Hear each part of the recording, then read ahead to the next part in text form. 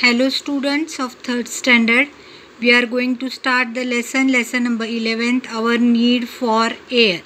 So there is one riddle to solve. See, there is something there. It is to be found up and down and all around. You cannot touch it, you cannot see it, but sure as sure you can name it. See, what is that? That we are going to see. Blow a balloon. Here you have to blow a balloon. What did you fill in that? Fill into it. If we want to blow a balloon, what do we fill into that? That is nothing but a air. So see, there is air all around us. Though we can feel air, feel it. We cannot see it. We can feel the air, but we cannot see it. Air does not have color, smell और test. Air का कोई colour नहीं होता, उसकी कोई smell नहीं होती या उसकी कोई टेस्ट नहीं होती. देखिए न्यू टर्म्स यहाँ दिए गए हैं. इनहेलेशन यानी जो हम नाक से हवा जो अंदर लेते हैं उसको इनहेलेशन बोलते हैं. और एक्सहेलेशन यानी जो हवा हम नाक से छोड़ते हैं इसको हम क्या बोलते हैं? इसको हम एक्सहेलेशन बोलते हैं. रेस्पिरेशन यानी क्या? देखो बच्चों, इनहेलेशन और एक्सहेलेशन ये दोनों जब इकट्ठा होते हैं तो उसको ब्रीदिंग कहते हैं. We can breathe continuously, this is called as the respiration. यानी हम अंदर सांस ले सकते हैं और बाहर सांस छोड़ सकते हैं. इसको हम क्या कहते हैं? रेस्पिरेशन कहते हैं. रेस्पिरेशन यानी यही क्या होता है? कंटिन्यूसली ब्रीदिंग भी इसको हम कह सकते हैं. आगे का पार्ट देखिए. When a man is sleeping quietly, why do we see his chest going up and down? See, ये अगर कोई मनुष्य वो अगर स्लीप करता हो तो हमें उसकी चेस्ट हमें क्या दिखाई देती है? वो ऊपर नीचे होती हुए हमें दिखाई देती है. We need our body to function properly. हमें अपना शरीर अच्छी तरह काम करने के लिए चाहिए. We need air for that purpose. हमें इसीलिए एयर की यानी हवा की बहुत ही ज़रूरत है. हम उसको अंदर लेते हैं, हमारे बॉडी में हम उसको अंदर लेते हैं.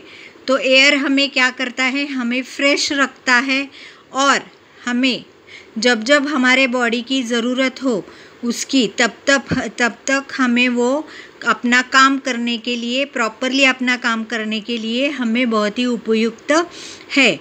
Like us, all other living things also need air. हमारी तरह बाकी के जीव जंतु को भी एयर की आवश्यकता होती है. If we look carefully, we can a dog chest also going up and down. It tells us that the animals also breathe. We might have seen that the dog chest also goes up and down. ये हमें क्या बताता है कि जो कुत्ता है उसकी अगर छाती हम देखें तो वो भी ऊपर नीचे होती हुई हमें दिखाई देती है. इसका क्या कारण है? कि ये भी क्या करता है? श्वासोच्छ्वास करता है. ये भी हवा अंदर लेता है और बाहर छोड़ता है. अगर हम देखें तो फिश यानी फिश भी क्या करता है? पानी में रहता है. लेकिन एक वंडर है, वो पानी में भी क्या करता है? ब्रीदिंग करता है. पानी में जो हवा होती है वो एक घुली हुई हमें नज़र आती है. Some people keep the fish in an glass fish tank. अगर हम देखें तो कई ऐसे लोग होते हैं वो क्या करते हैं? फिश को क्या करते हैं? मच्छी को ग्लास टैंक में रखते हैं. It is called it is called an aquarium. उसको हम क्या बोलते हैं? एक्वेरियम बोलते हैं। It is always full of water. अगर हम उसको देखें तो वो पानी से भरा हुआ हमें नज़र आता है, और उस एक्वेरियम में हमें फिशेस नज़र आते हैं जो हवा भी लेते हैं। पानी की तरफ से वो क्या लेते हैं? हवा लेते हैं। पानी अपने शरीर के अंदर वो लेते हैं, और उसमें जो हवा होती है वो हवा वो रख लेते हैं और पानी छोड़ देते हैं। As a result the amount of air dissolved in the water can get reduced. तो क्या होता है देखिए, इसके कारण जो पानी में हवा होती है वो कम हो जाती है। If all air was used up the fish would die. अगर सभी हवा उन्होंने ले ली तो क्या हो जाता है? वो फिश मर जाता है।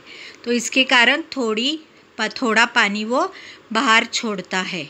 Therefore more air is continuously added to the water in the aquarium.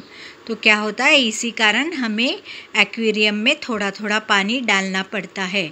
That is why we see that air bubbles arising up through the water in such a fish tank. इसीलिए हम क्या देखते हैं, देखो बच्चों, कि फिश टैंक में हमें हमेशा बबल्स ऊपर आते हुए हमें दिखाई देते हैं। तो एक हमें एक्टिविटी करनी है इधर। देखिए, take a glass more than half full of clean water, take a small piece of a newspaper sheet, roll it and make a straw about 10 centimeter long. Dip one end of the straw into the water, through the other end blow into it with your mouth. What did you see? Bubbles rise up in the water. What does this tells us? You blew air into the water. This air rose up and escaped in the form of a bubbles. यहाँ हमें क्या करना है? एक glass लेना है हमें, उससे एक न्यूज़पेपर भी लेना है। न्यूज़पेपर को रोल करके हमें एक स्ट्रॉ बनाना है, और ग्लास में पानी डालकर उससे स्ट्रॉ लेकर उस स्ट्रॉ में हमें एयर भरनी है। तो हमें क्या दिखाई देता है? बुड़बुड़े बबल्स जो है वो ऊपर आते हुए हमें ऊपर आते हुए हमें दिखाई देते हैं। तो इससे हमें क्या चलता है, क्या मालूम पड़ता है कि जो एयर हमने यहाँ स्ट्रॉ से फूकी थी, इसके कारण ये बबल्स ऊपर आ रहे हैं, ऐसा हम समझ सकते हैं।